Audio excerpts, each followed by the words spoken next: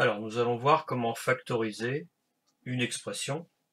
Donc, le but, c'est d'utiliser ce que nous avons vu dans le cours, donc factoriser qu'un facteur commun. Donc, on a vu que k fois a plus k fois b se factorise en k fois a plus b. Et nous avons k fois a moins k fois b se factorise en k fois a moins b.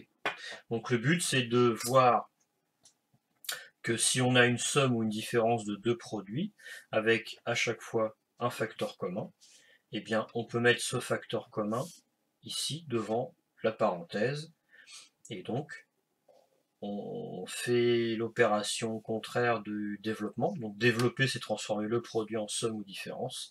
Factoriser, c'est repartir de cette somme et de cette différence et de revenir sous la forme d'un produit. Donc il va falloir déjà que l'on ait une somme ou une différence. C'est le cas ici, on a une somme de 3x et 6. Il faut faire apparaître deux produits dans lesquels on a un facteur commun. Eh bien, il suffit d'écrire a comme étant 3 fois x plus 3 fois 2. Donc ici, qu'est-ce que je remarque? J'ai une somme de deux produits avec 3 comme facteur commun.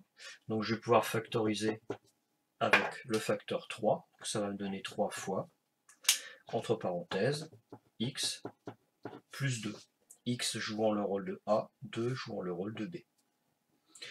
Autre expression que l'on peut avoir à factoriser, ce sont les expressions un petit peu plus complexes. Donc ici, ça va être plus. Disons x moins 5 fois x plus 2. Alors, déjà, c'est une somme, puisque c'est la dernière opération que nous allons faire si jamais on devait calculer en remplaçant x par une valeur. Donc on a une somme de deux produits, puisque les parenthèses étant collées, nous savons que c'est un produit. Et donc on peut essayer de voir si on peut factoriser. Donc ici, effectivement, on peut factoriser puisque nous avons deux facteurs ici, x plus 2, x plus 3. Ici, les deux facteurs sont x moins 5 et x plus 2. Et on a un facteur commun qui est plus complexe puisque c'est lui-même une expression entre parenthèses. Donc je peux factoriser, c'est-à-dire je mets le facteur commun devant comme premier facteur du produit, et je multiplie par la somme des deux autres facteurs, entre parenthèses. Donc ici, j'ai bien transformé ma somme de deux produits en produit. Après, ce que l'on peut faire, c'est réduire l'expression qui est entre parenthèses. Donc la factorisation est faite ici, puisque j'ai bien un produit. Maintenant, pour terminer, on peut réduire l'expression. Donc ici, on a une somme, donc on peut écrire sans parenthèse.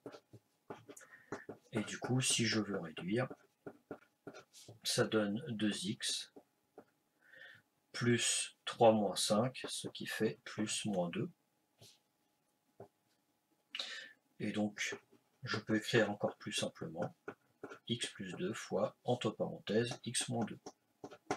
Donc voilà pour la factorisation avec un facteur commun.